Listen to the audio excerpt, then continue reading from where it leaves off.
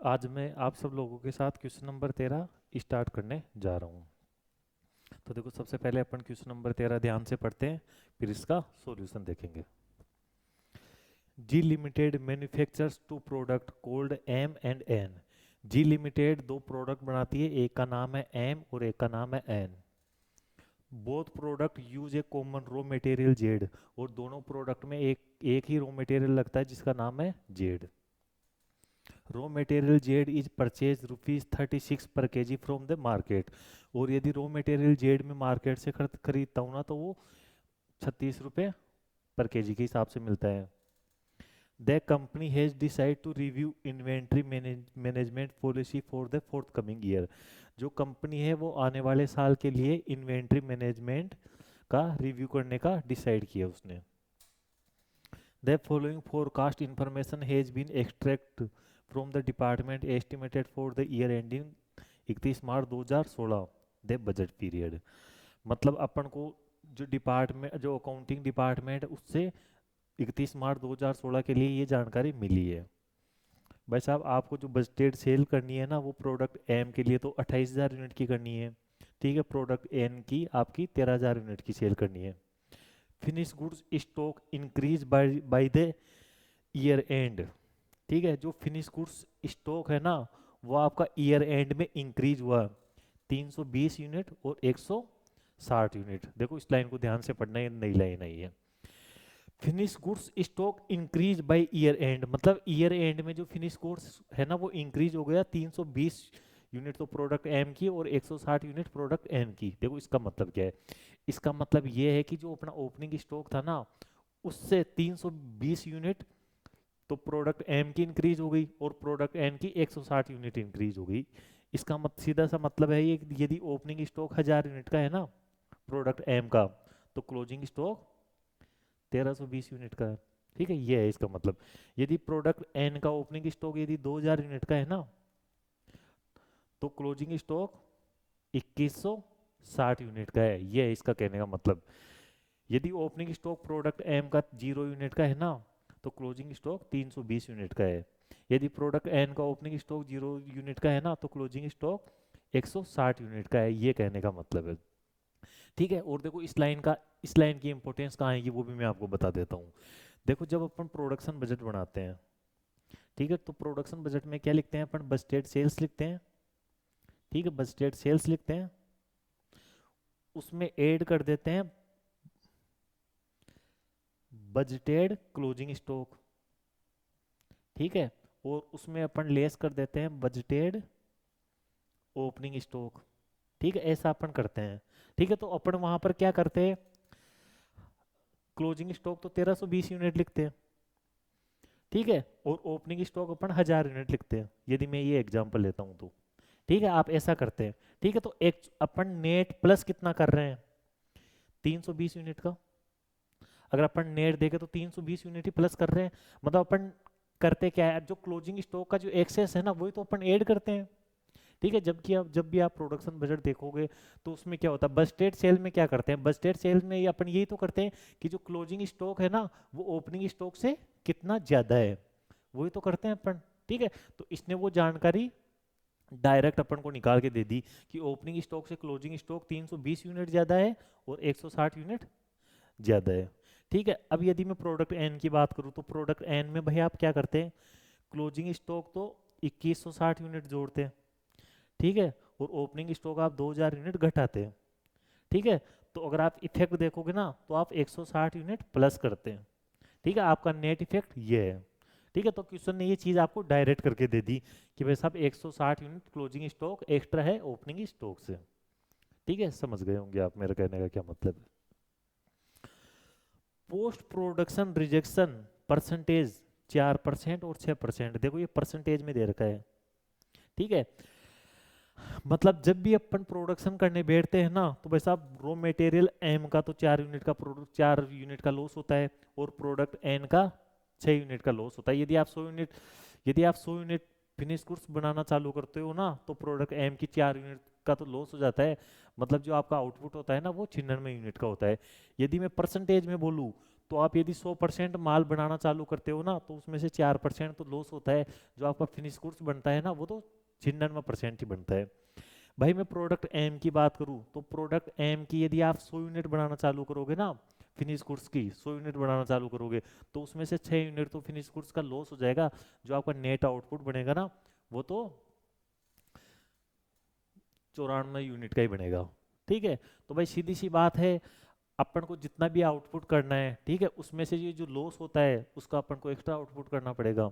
ठीक है भाई, सीधी सी बात है, यदि मेरे को प्रोडक्ट एम की 96 यूनिट बनानी है, ठीक है, मेरे को नेट 96 यूनिट बनानी है, ठीक है, तो मैं 100 यूनिट पर काम करना चालू करूंगा। ठीक है, तब जाकर मेरी 96 यूनिट बढ़ेगी बनेगी। यदि मैं प्रोडक्ट एन की बात करूं, यदि आपकी प्रोडक्ट एन की आपको 960 यूनिट बनानी है ना, एक मिनट, यदि आपको प्रोडक्ट एन की 940 यूनिट बनानी है ना, तो आपको 1000 यूनिट पर काम करना पड़ेगा। समझ गए? क्योंकि आप जब 1000 यूनिट पर काम करोगे ना, तो इस 1000 में से क्या होगा, 6%, मतलब 60 यूनिट का तो लॉस हो जाएगा। और आपका जो फिनिश गुड्स बनेगा ना, वो तो 940 यूनिट का ही बनेगा। ठीक है, तो यदि आपको 940 यूनिट का आउटपुट चाहिए फिनिश गुड्स का, ठीक है, तो आपको 1000 यूनिट फिनिश गुड्स पर काम चालू करना पड़ेगा। ये इस लाइन का मतलब है। मटेरियल जेड, अब देखो मटेरियल जेड की बात करते हैं। पर component unit net of wastage, जो नेट ऑफ वेस्टेज होता है ना, वो 5 किलो तो प्रोडक्ट एम का होता है, और प्रोडक्ट एन का 6 किलो होता है। ठीक है, कंप्लीट यूनिट मतलब एक कंप्लीट यूनिट पर जो वेस्टेज होगा ना, वो 5, सॉरी, ये रॉ मटेरियल की एक यूजेज है। रॉ मटेरियल जेड का जो यूजेज होगा ना, जो कंजम्पशन होगा पर कंप्लीट यूनिट, मतलब एक यूनिट पर कंप्लीट यूनिट का मतलब क्या हुआ, फिनिश गुड्स यूनिट। एक फिनिश गुड्स यूनिट बनाने में जो रॉ मटेरियल लगता है ना, 5 किलो, तो 5 किलो तो प्रोडक्ट एम में लगता है, और प्रोडक्ट एन में 6 किलो लगता है। मतलब इसका कहने का मतलब ये है कि प्रोडक्ट एम की आप एक यूनिट बनाओगे ना, तो रॉ मटेरियल जेड 5 किलो लगेगा।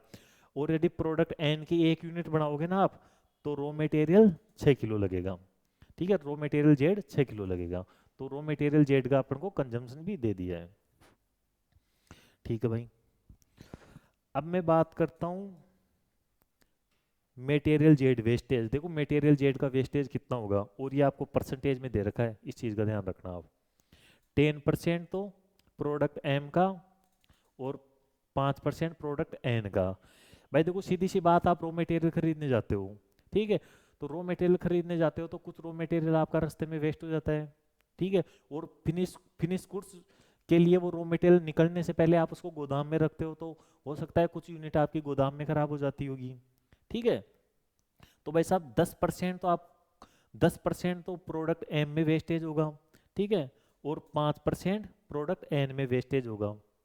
ठीक है, या देखो इसके अलावा देखो, ये तो इसमें तो वेस्टेज होता ही होता है, इसके अलावा देखो जब अपन फिनिश गुड्स बनाते हैं ना, तब भी आपके रॉ मटेरियल का वेस्टेज होता है। मैं आपको एक एग्जांपल की सहायता से समझाता हूँ। जैसे मान के चलो ये शर्ट है, ठीक है, इस ये शर्ट बनाने के लिए मैंने दर्जी को 1 मीटर कपड़ा दिया, भाई दर्जी तू 1 मीटर कपड़ा से मेरे शर्ट बना दे। तो देखो सीधी सी बात है, दर्जी जब सिलता है, ठीक है, तो उसकी कटिंग निकलती है। ठीक है, पूरा 1 मीटर की तो शर्ट बनेगी नहीं, कम कम से कम उसमें से थोड़ा बहुत तो वेस्टेज होगा ही होगा ना, वो कतरन वगैरह निकलती है। ठीक है, तो वो जो वेस्टेज है, मान के चलो 2%, 3% या 4%, ठीक है, वो वेस्टेज आपको दे रखी है यहाँ पर। ठीक है, तो वेस्टेज कहीं पर भी हो सकती है, लेकिन कुल मिलाकर क्वेश्चन ने ये बोल रखा है कि प्रोडक्ट एम बनाते हो आप, तो 10% वेस्टेज होगी, प्रोडक्ट एन बनाते हो तो 5% वेस्टेज होगी।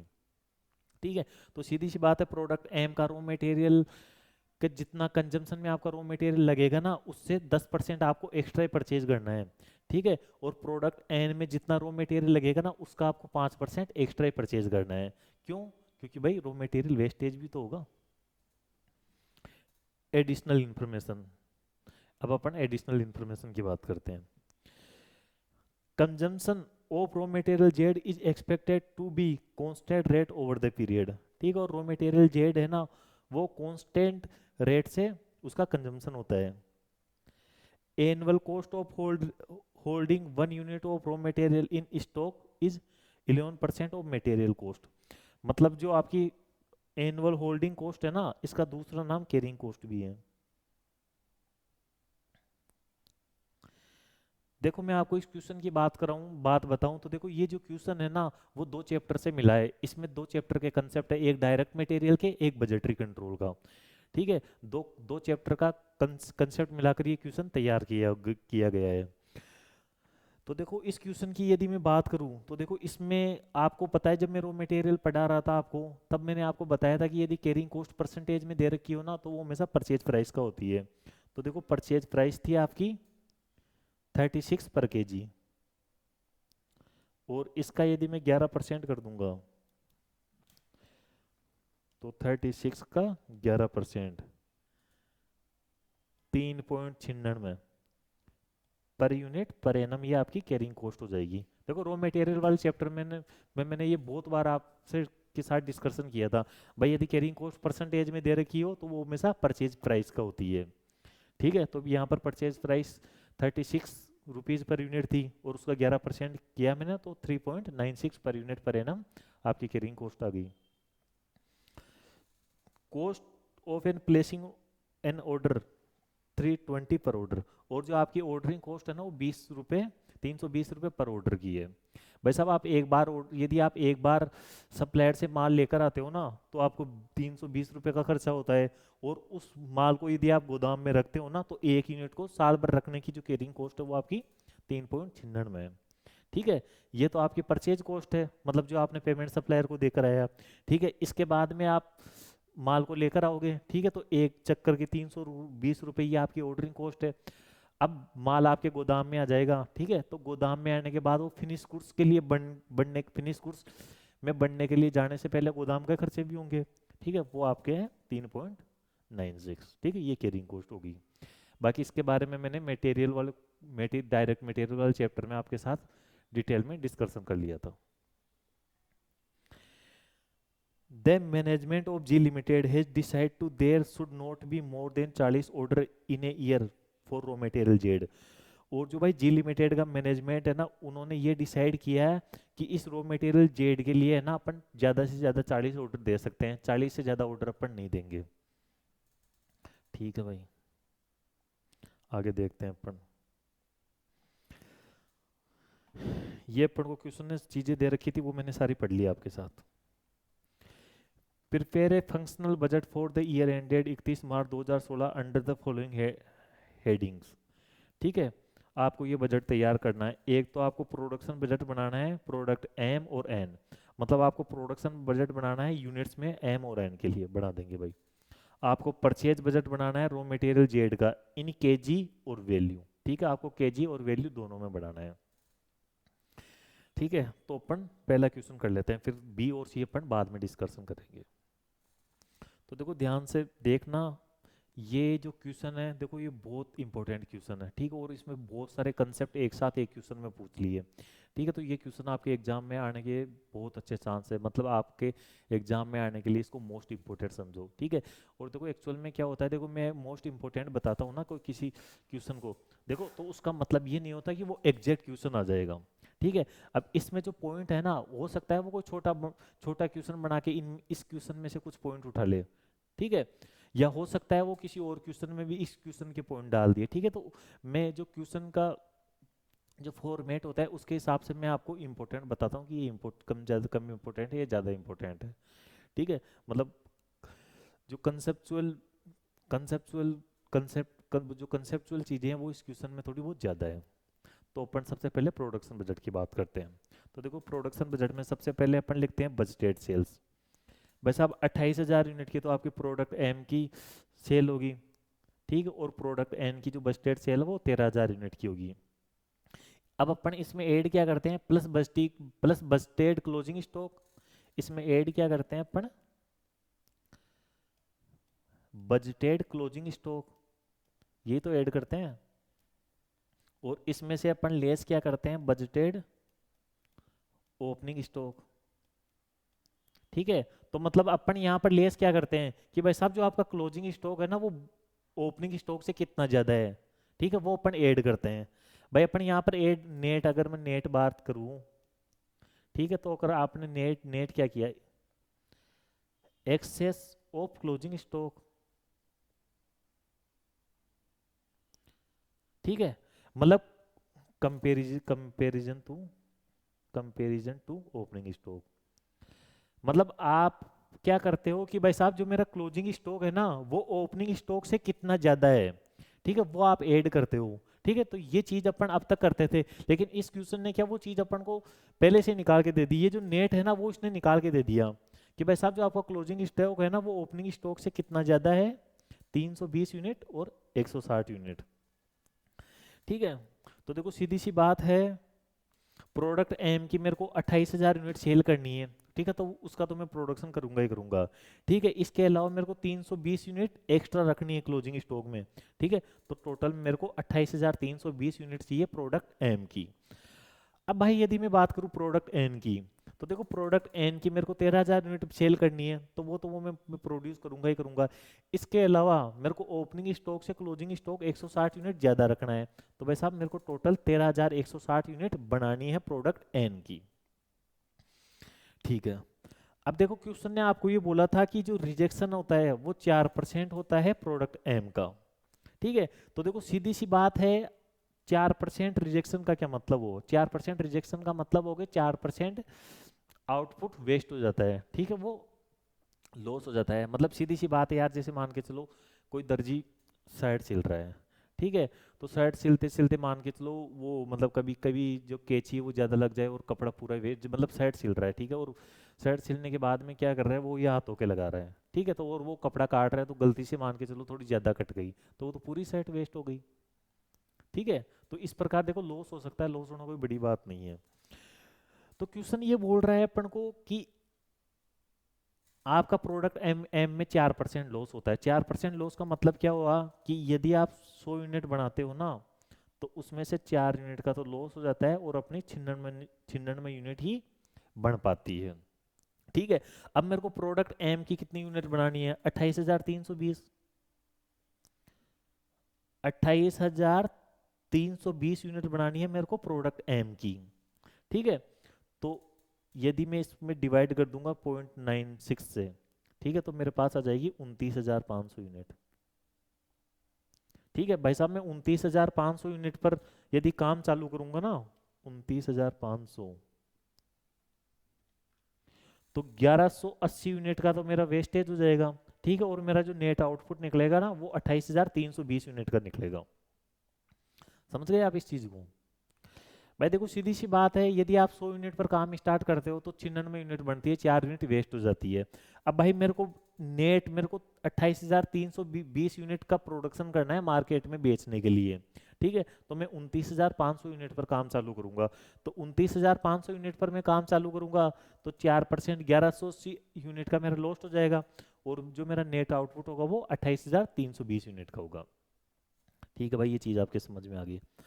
अब मैं बात करता हूँ प्रोडक्ट एन की, तो देखो प्रोडक्ट एन के लिए क्वेश्चन क्या बोलता है कि यदि आप 100 यूनिट पर काम स्टार्ट करते हो ना, तो 6 यूनिट का आपका लॉस हो जाएगा और 94 यूनिट का आपका फिनिश गुड्स बनेगा। ठीक है, अब मेरे को फिनिश गुड्स कितना चाहिए, 13,160 यूनिट फिनिश गुड्स की मेरे को चाहिए। ठीक है, तो 13,160 डिवाइडेड बाई 0.96,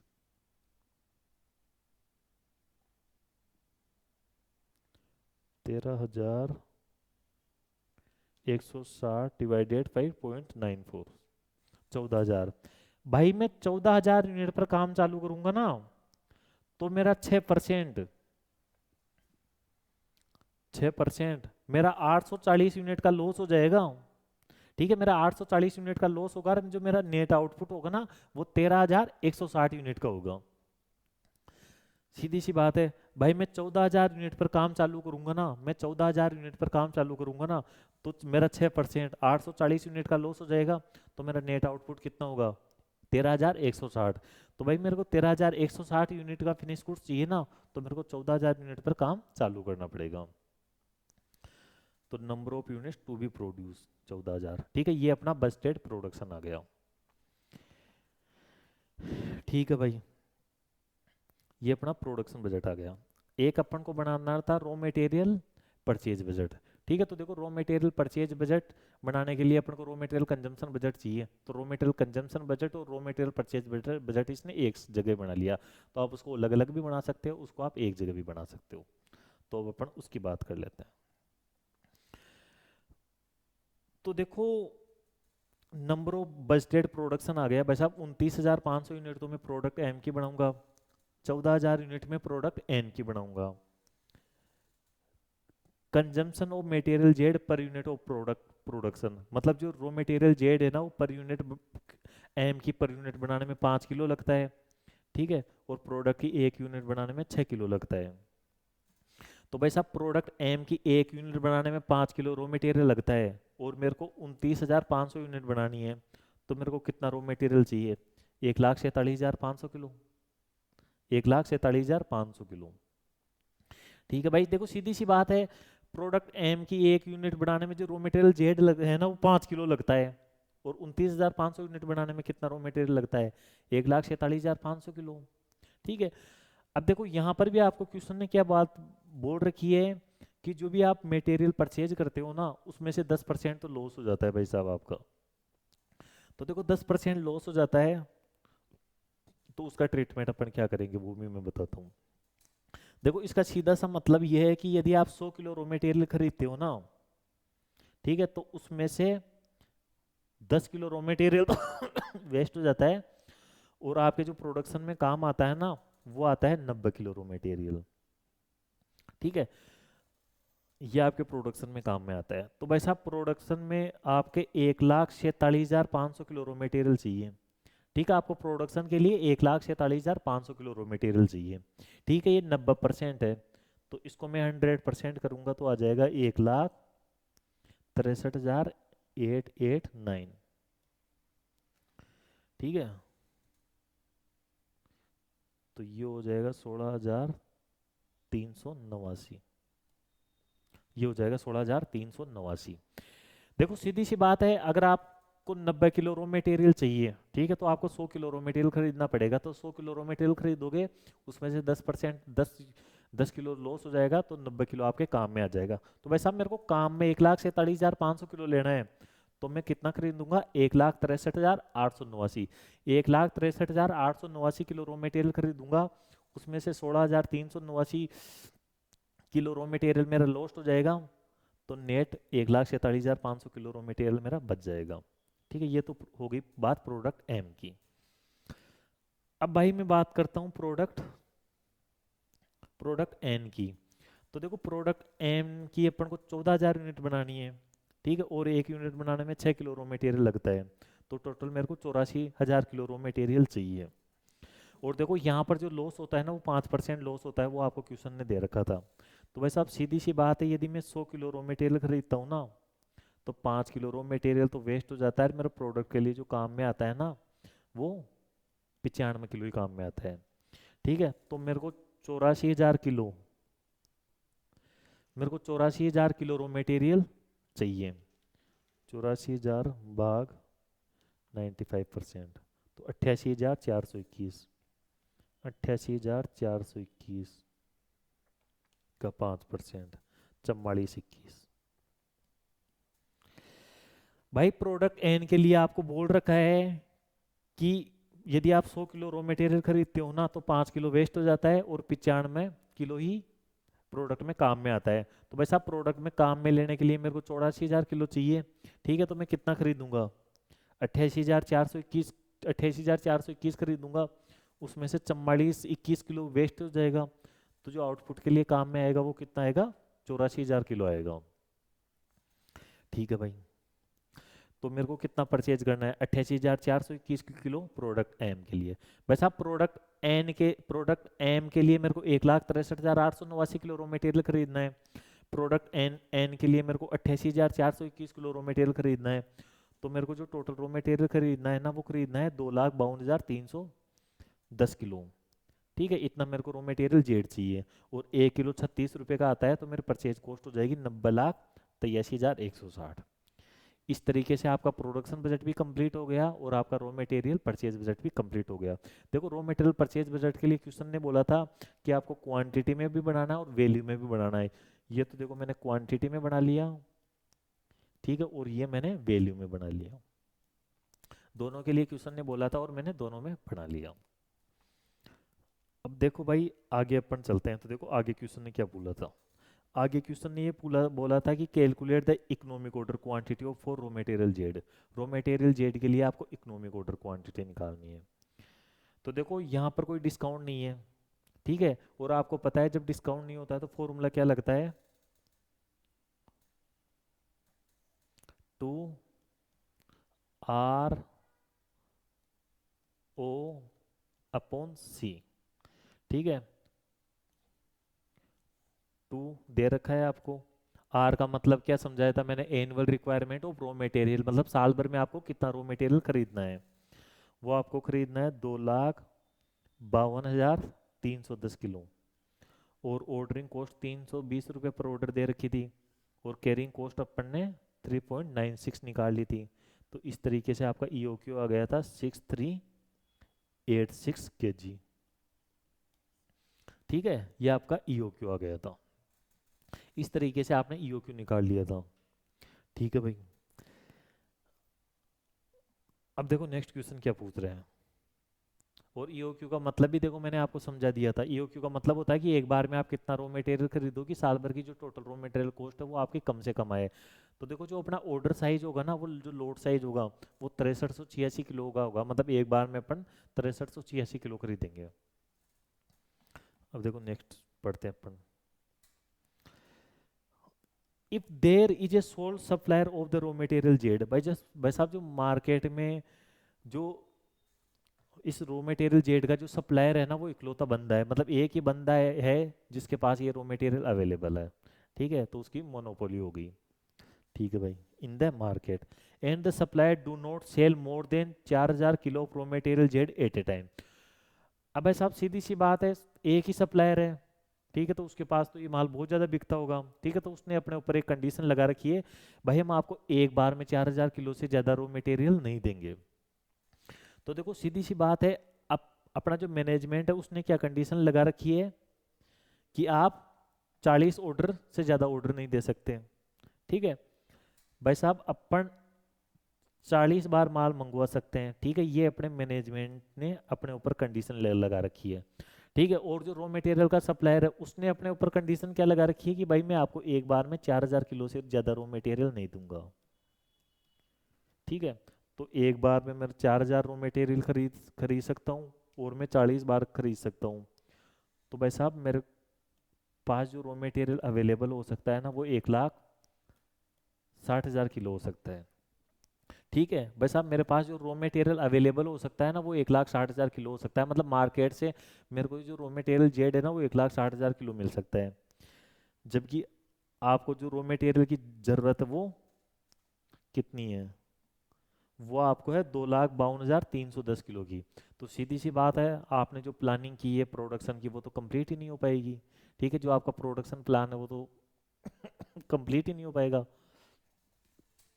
ठीक है। तो अब अपन इस सिचुएशन में क्या करें, देखो आगे पढ़ते हैं क्वेश्चन को।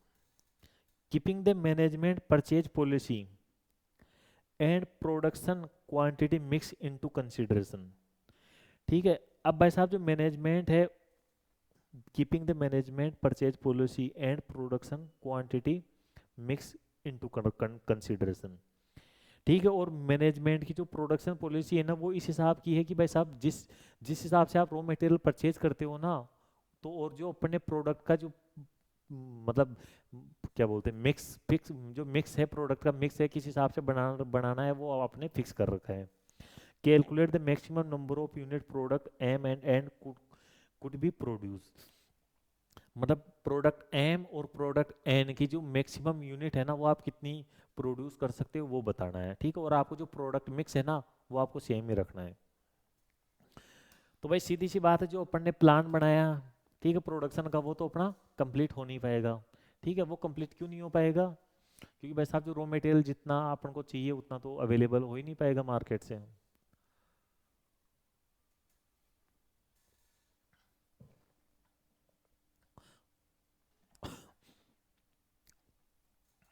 ठीक है भाई।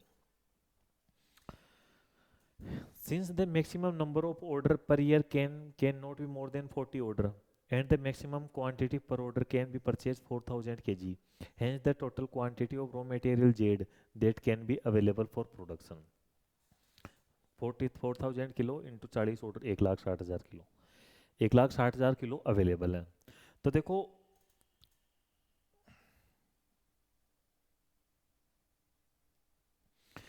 देखो भाई, आप जो प्रोडक्ट एम है ना उसके लिए आपको रॉ मटेरियल चाहिए 1,63,889 किलो, ठीक है। और प्रोडक्ट एन के लिए आपको रॉ मटेरियल चाहिए 88,421 किलो, ठीक है। ये आपको रॉ मटेरियल चाहिए, ठीक है। इतना रॉ मटेरियल चाहिए अपना जो प्लान है उसको पूरा करने के लिए, ठीक है। और टोटल में बोलूँ आपको तो 2,52,310 किलो चाहिए, ठीक है। जबकि आपके पास मार्केट में अवेलेबल कितना है 1,60,000 किलो, आपके पास मार्केट में अवेलेबल कितना है 1,60,000 किलो। और देखो क्वेश्चन ने ये बोला था जो आपका प्रोडक्ट जो भी मतलब आपका रॉ मटेरियल का जो मिक्स है ना उसी हिसाब से अब आपको प्रोडक्शन करना है। तो भाई साहब जो मेरा 1,60,000 किलो रॉ मटेरियल है ना, मैं इन दोनों के रेशो में इसको डिवाइड कर दूंगा, ठीक है, इसमें और इसमें, ठीक है। तो इसमें से मैं 1,03,929 किलो तो काम में लूंगा प्रोडक्ट एम के लिए, 56,071 किलो में काम में लूंगा प्रोडक्ट एन के लिए, ठीक है। इतना आप काम लोगे। बस आप जो आपका रॉ मटेरियल परचेज है वो 1,60,000 किलो है और वो आपको काम में कैसे लेना है, जो बजटेड रॉ मटेरियल परचेज है ना उसके रेशो में काम में लेना है। तो देखो उसके रेशो में मैं इसको काम में ले लूंगा।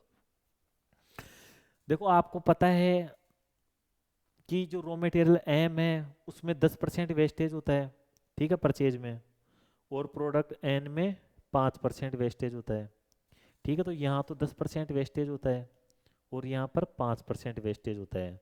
तो भाई साहब प्रोडक्ट एम के लिए मेरे को 1,03,900 किलो रॉ मटेरियल खरीदा है, ठीक है। तो उसमें से क्या होगा 10% रॉ मटेरियल तो वेस्टेज हो जाएगा, ठीक है, 10,393 किलो। तो भाई साहब मेरे पास फिनिश गुड्स के लिए कितना रॉ मटेरियल बचेगा 93,537 किलो। मेरे पास जो फिनिश गुड्स के लिए जो रॉ मटेरियल बचेगा वो 93,537 किलो बचेगा। अब ऐसा प्रोडक्ट एम की एक यूनिट बनाने में 5 किलो रॉ मटेरियल लगता है, तो 93,536 किलो रॉ मटेरियल से मैं कितनी यूनिट बना सकता हूँ 18,707। तो वैसा प्रोडक्ट एम की जो आप यूनिट बना सकते हो ना वो 18,707 यूनिट बना सकते हो केवल, ठीक है भाई। अब यदि मैं प्रोडक्ट एन की बात करूं तो देखो प्रोडक्ट एन में के लिए अपन 56,071 किलो रॉ मटेरियल काम में लेंगे, उसका 5% 2,804 किलो तो वेस्टेज हो जाएगा ठीक है। तो आपका जो फिनिश गुड्स में जो फिनिश गुड्स के लिए जो रॉ मटेरियल अवेलेबल होगा वो कितना होगा 53,267 किलो। बस अब 53,267 किलो ही नेट अवेलेबल है आपको पास प्रोडक्शन के लिए, और एक एक एक यूनिट फिनिश गुड्स बनाने में 6 किलो लगता है। तो 53,267 किलो से मैं कितनी यूनिट बना सकता हूँ 8878 यूनिट में बना सकता हूँ। इस तरीके से अपना ये क्वेश्चन कंप्लीट हो जाता है। देखो इस क्वेश्चन को आप एक बार आज घर पर जाकर जरूर देखना, ठीक है, क्योंकि ये क्वेश्चन बहुत इंपॉर्टेंट है, ठीक है। और ये क्वेश्चन इंपॉर्टेंट होने से ज़्यादा इस क्वेश्चन का फ़ायदा ये है कि इसमें जो मैंने कंसेप्ट काम में लिए ना वो कंसेप्ट आपको कॉस्ट अकाउंटिंग में बहुत जगह काम में आएंगे, ठीक है। तो आप इसको एक बार पढ़ लोगे तो ये जो कंसेप्ट है ना वो आपके माइंड में बैठ जाएंगे। अब मैं एक और क्वेश्चन ले लेता हूँ, है ना। आज अपन 2 ही क्वेश्चन करेंगे क्योंकि ये क्वेश्चन बड़ा हो गया। मैं आपके साथ में क्वेश्चन ले लेता हूँ, क्वेश्चन नंबर 10, ठीक है। ये ज़्यादा डिफिकल्ट नहीं है, ठीक है, इजी क्वेश्चन है, तो इसको अपन थोड़ा स्पीड में करेंगे। ए लाइट मोटर व्हीकल, एक लाइट मोटर व्हीकल है, ठीक है। Manufacturer and has prepared sales budget for the next few months and the following draft figure are available.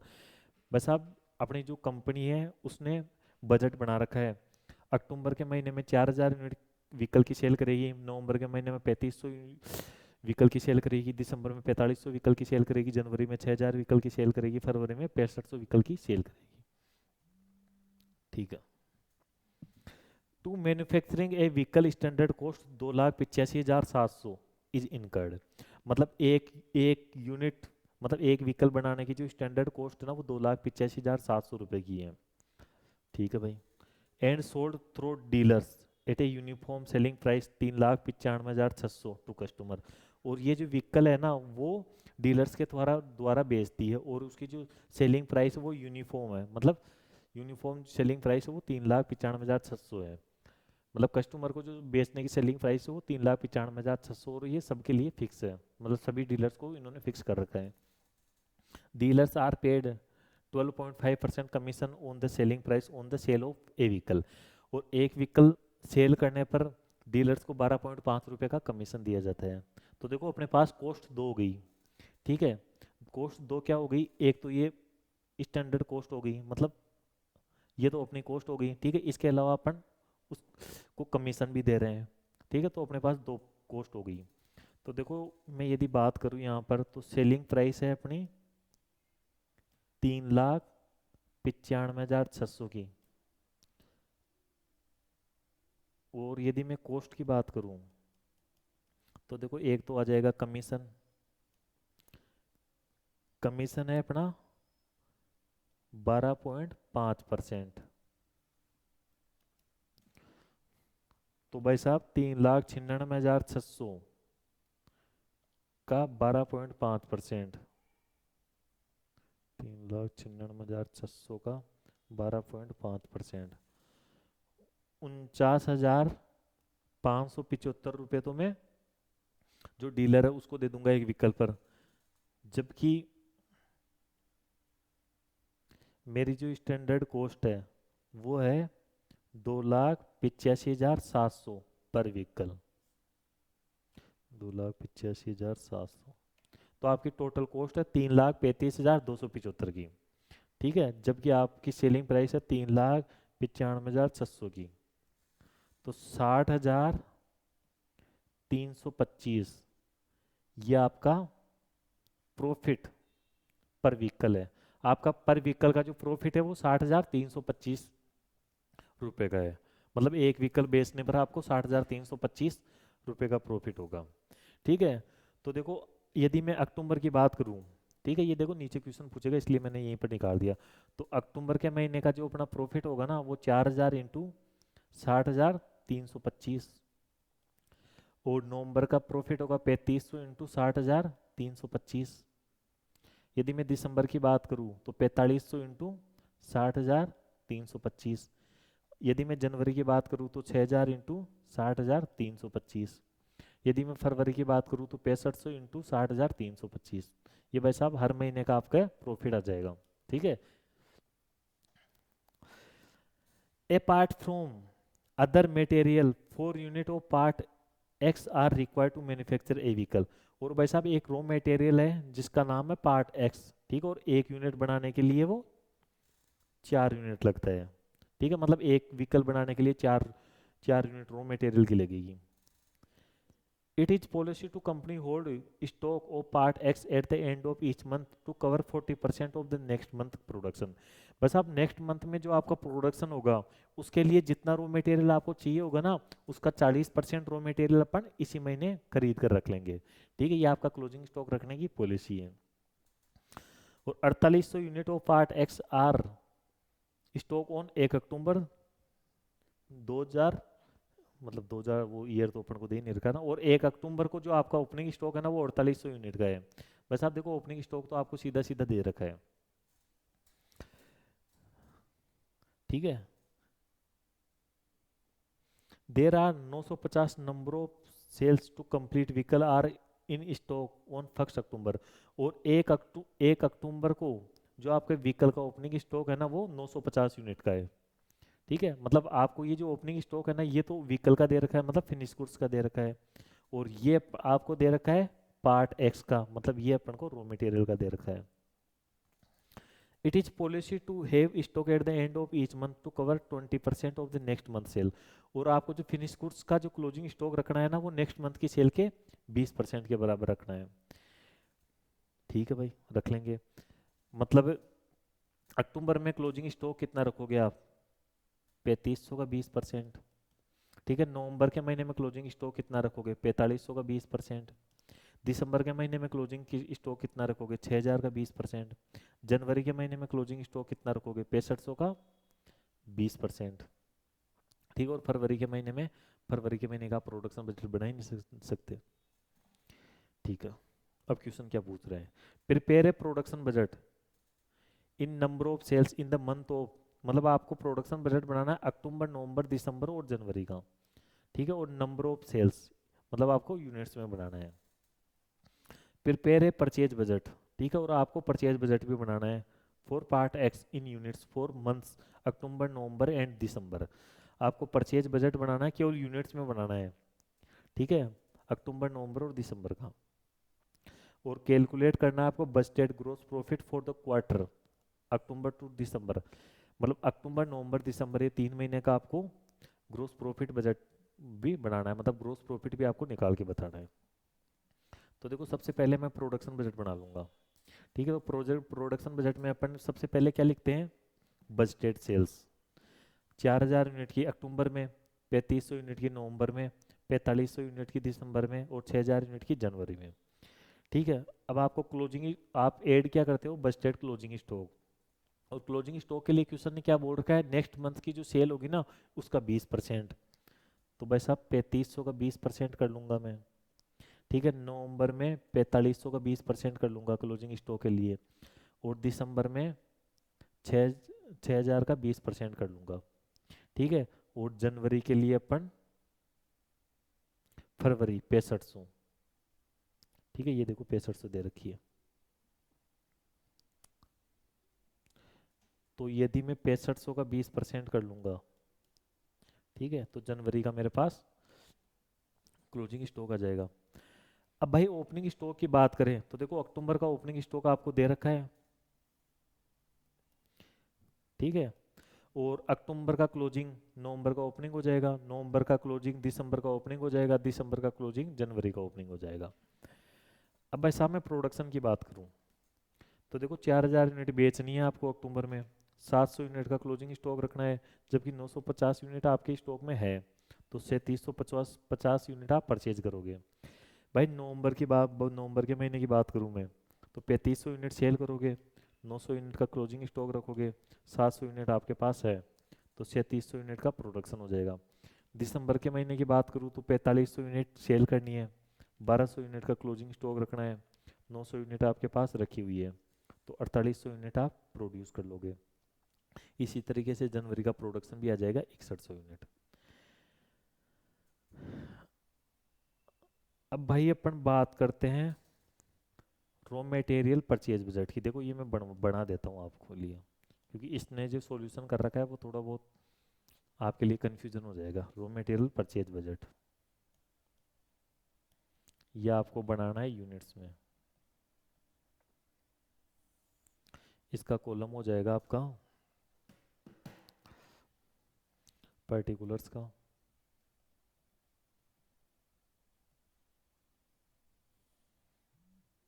Particulars का, और आपको बनाना है अक्टूबर, नवंबर, दिसंबर। आपको बनाना है अक्टूबर के लिए, आपको बनाना है नवंबर के लिए, आपको बनाना है दिसंबर के लिए। तो सबसे पहले आप लिखोगे बजटेड रॉ मटेरियल कंजम्पशन। भाई एक यूनिट फिनिश गुड्स बनाने में 4 यूनिट रॉ मटेरियल की लगती है। ठीक है, और आप अक्टूबर के महीने में 3750 यूनिट बनाओगे, तो 3750 इंटू 4 यूनिट, मतलब 15,000 किलो रॉ मटेरियल कंज्यूम होगा आपका अक्टूबर के महीने में। भाई नवंबर के महीने में आपका जो प्रोडक्शन है वो 3700 यूनिट का है, और एक यूनिट बनाने में 4 यूनिट लगती है, तो 3700 इंटू 4, यह आपका हो जाएगा 14,800। दिसंबर में आप बनाओगे 4800 यूनिट, और एक यूनिट में 4 यूनिट लगती है, तो 4800 इंटू 4, ये हो गया आपका 19,200। इसमें मैं ऐड कर दूंगा budgeted closing stock of raw material. ठीक है, प्लस, और इसमें से मैं लेस क्या कर दूंगा भाई, बजटेड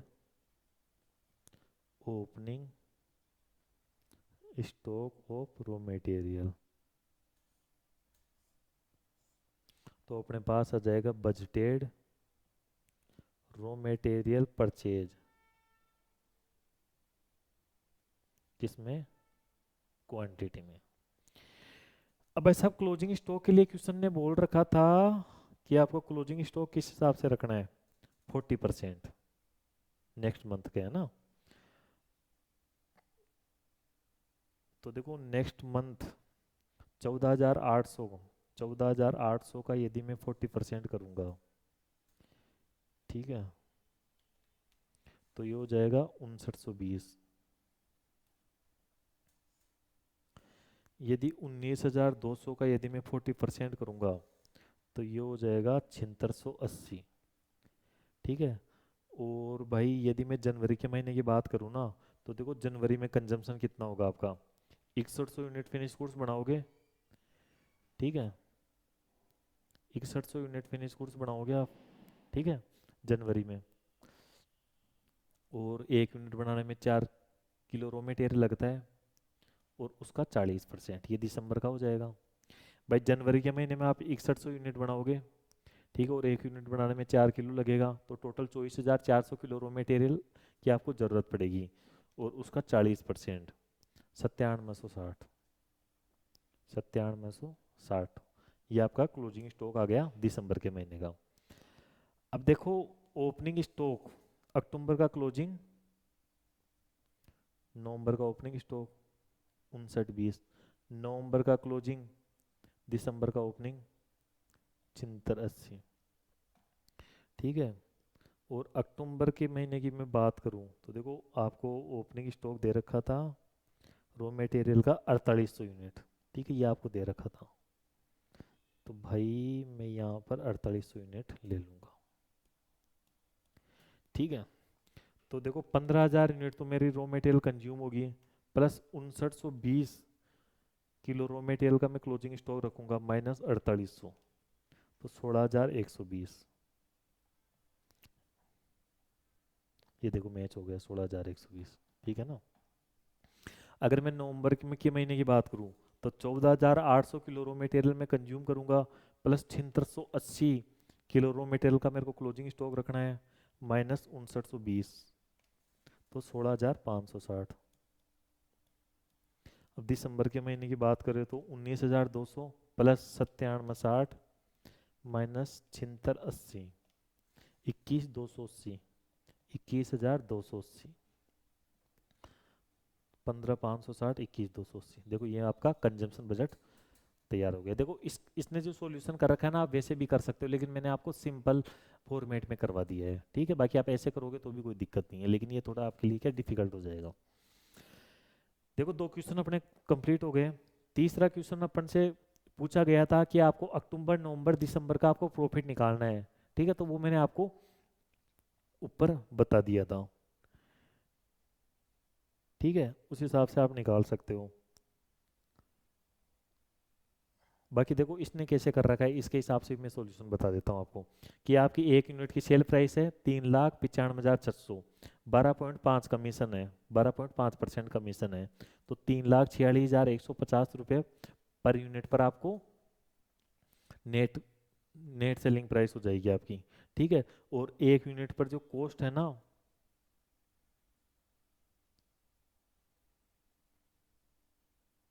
ठीक है, और देखो इसको यदि आप 4,000 से मल्टीप्लाई कर दोगे, तो अक्टूबर की सेल आ जाएगी, ठीक है, और ये देखो लाख में दे रखी है, ठीक है। 1 यूनिट पर आपका जो नेट सेल, आपकी जो नेट सेल प्राइस है ये है, ठीक है, तो 3500 यूनिट की नेट सेल प्राइस क्या होगी ये, ठीक है। और इसको यदि आप 4500 से मल्टीप्लाई कर दोगे तो दिसंबर की सेल आ जाएगी। अब भाई साहब आपको स्टैंडर्ड कॉस्ट भी दे रखी थी क्वेश्चन ने, ठीक है, स्टैंडर्ड कॉस्ट 2,85,700, ठीक है, 2,85,700, 60,325, 60,325, 60,325,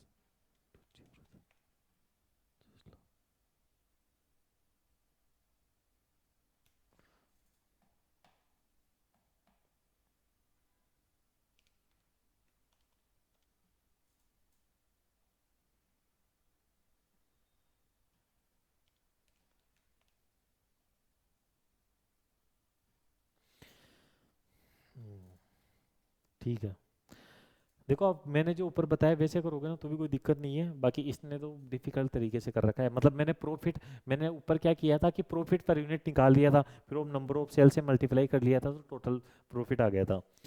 अब इसने क्या किया है, अब नवंबर की बात करें तो देखो एक यूनिट पर जो कॉस्ट लगती है ना स्टैंडर्ड कॉस्ट, वो है 2,85,700 की। तो भाई साहब 2,85,700 की आपकी एक यूनिट की कॉस्ट है। ठीक है, तो आपने 3500 से मल्टीप्लाई किया तो आपकी टोटल कॉस्ट आ गई। तो सेल वैल्यू में से टोटल कॉस्ट लेस करोगे तो आपका प्रॉफिट आ जाएगा। अब ऐसा आप नेट सेल प्राइस को यदि आप दिसंबर की सेल क्वांटिटी से मल्टीप्लाई कर लोगे तो दिसंबर की सेल प्राइस आ जाएगी। ठीक है, और स्टैंडर्ड कॉस्ट पर यूनिट को अगर आपने 4500 से मल्टीप्लाई किया, ठीक है, तो आपकी कॉस्ट आ जाएगी, सेल में से कॉस्ट लेस करोगे तो आपका प्रॉफिट आ जाएगा। और तीनों महीनों का आप प्रॉफिट ऐड कर लोगे तो टोटल अपने पास प्रॉफिट आ जाएगा। और इस तरीके से ये आपका क्वेश्चन कंप्लीट हो गया। ठीक है, देखो मैंने क्या किया था, देखो मैंने इसका ये जो लास्ट वाला पॉइंट है इसका सॉल्यूशन कैसे किया था। मैंने इसका सॉल्यूशन कैसे किया था कि भाई साहब सेल प्राइस ले ली, ठीक है, उसमें से जो कमीशन था वो मैंने लेस कर दिया, स्टैंडर्ड कॉस्ट लेस कर दिया, तो एक यूनिट पर मेरे को प्रॉफिट इतने रुपए का होता था। ठीक है, अब इस प्रॉफिट को यदि मैं अक्टूबर की सेल से सेल प्राइस से मल्टीप्लाई कर दूंगा तो अक्टूबर का प्रॉफिट आ जाएगा, नवंबर की सेल प्राइस से मल्टीप्लाई कर दूंगा तो नवंबर का प्रॉफिट आ जाएगा। ठीक है, इसी हिसाब से दिसंबर, जनवरी और फरवरी की सेल क्वांटिटी से मैं मल्टीप्लाई कर दूंगा तो सभी महीने का प्रॉफिट आ जाएगा। अब भाई साहब इसने क्या कर रखा है, इसके आंसर में और अपने आंसर में हो सकता है थोड़ा बहुत डिफरेंस आ जाए। ठीक है, वो इस वजह से आएगा कि इसने जो डेसिमल, देखो इसने लेख में कैलकुलेशन कर रखी है और जो डेसिमल है इसने इग्नोर कर रखा है। ठीक है, तो देखो अगर डेसिमल की वजह से अगर आपके आंसर में अगर कोई डिफरेंस आता है ना थोड़ा बहुत, तो देखो उसके लिए कोई नंबर नहीं करते हैं। ठीक है, तो इस तरीके से अपन ने आज दो बहुत बढ़िया, ठीक है, ये मतलब कॉस्ट अकाउंटिंग के मतलब अच्छे क्वेश्चंस में से आते हैं। अगर अपन टॉप 10 क्वेश्चन निकाले ना तो जो पहला वाला किया था ना अपन ने, तो वो टॉप 10, मतलब टॉप 10 तो नहीं बोलूंगा मैं, लेकिन टॉप 50 क्वेश्चंस में से आता है। ठीक है, कॉस्ट अकाउंटिंग में बहुत अच्छा क्वेश्चन था। तो इन दोनों क्वेश्चन का आप आज रिवीजन कर लेना। बाकी आज के लिए इतना ही, बाकी अपन कल कुछ और क्वेश्चंस की प्रैक्टिस करेंगे और अपन जल्दी अपना नेक्स्ट बजट, फ्लेक्सिबल बजट भी स्टार्ट कर देंगे।